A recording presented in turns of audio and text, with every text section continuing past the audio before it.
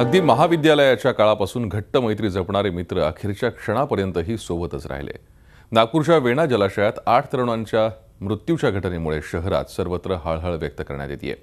धक्कादायक म्हणजे मृत्यूच्या काही मिनिटं आधी त्यांनी फेसबुक लाईव्ह करत मित्रांशी संवाद साधला। हाच संवाद त्यांचा शेवटचा संवाद ठरला। रविवार सुट्टीचा दिवस असल्यानं बाहेर कुठेतरी जाऊन मजा करायची असा विचार काही मित्रांच्या मनात आला। दुपारी एक जण गोळा होत सुमारे 3:30च्या सुमारास नागपुरातून वेण्णा जलाशयात सहलीसाठी गेले। त्यात उदयनगर येथील पंकज डोईफोडे हा देखील होता।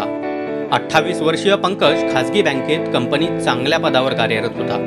पंकजच्या वडिलांचे 6 वर्षांपूर्वीच निधन झालं असून 4 बहिणीत तो एकटाच भाऊ होता।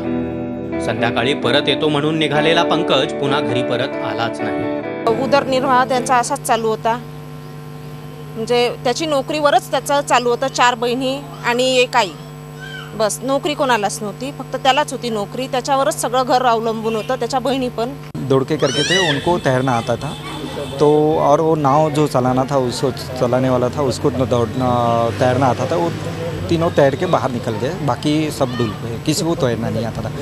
पंकज को तो बिल्कुल ही नहीं। उदयनगर परिसरातच पंकजच्या घरापासून अगदी जवळच प्रतीक आंबडेचं घर असून त्याचं कुटुंबीय सध्या काहीही बोलण्याच्या मनस्थितीत नाही। थोड्याच अंतरावर न्यू सुभेदार लेआउटमध्ये राहुल जाधवचं घर आहे। राहुल बजाज फायनान्स कंपनीत असिस्टंट मॅनेजर होता। यंदा राहुलच्या लग्नासाठी मुलीचा शोध सुरू होता।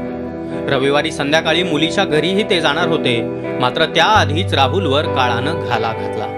इन लोग मौज मस्ती के हिसाब से गए, पर सेल्फी के चक्कर में इन लोगों की नाव एक किनारे ये हो गई और इसकी वजह से ये बहुत बड़ा हादसा हुआ और जाधव परिवार पर बहुत बड़ा संकट तैयार हुआ। या सर्व मित्रांमध्ये सर्वात धक्कादायक प्रसंग परेश काटोकेचा आहे। व्यापारी कुटुंबातील परेश स्वतः HDFC बँकेत चांगल्या पदावर कार्यरत होता। 1 महिन्यापूर्वीच त्याचा साखरपुडा झाला होता आणि येत्या नोव्हेंबर महिन्यात त्याचं लग्न नियोजित होतं। 1-1.5 महिना आधी साखरपुडा झालेला आहे। येणाऱ्या नोव्हेंबर 21 तारखेला त्याचं लग्न निश्चित झालेलं आहे। लग्न असं काही विशेष काही माहिती दिली नाही की कुठे जात आहे, एक सहज येतो म्हणून असं बोलून गेलेलं आहे। या दुर्दैवी घटनेत अंकित भोजकर आणि अतुल भोयर यांचाही मृत्यू झालाय। अमोल दोडके आणि रोहन दोडके हे 2च तरुण यातून वाचलेत। सध्या ते दोघेही मानसिक धक्क्यात असून त्यांच्यावर उपचार सुरू आहेत। जितेंद्र शिंगाडे, झी मीडिया, नागपूर। झी 24 तास रहा एक पाऊल पुढे।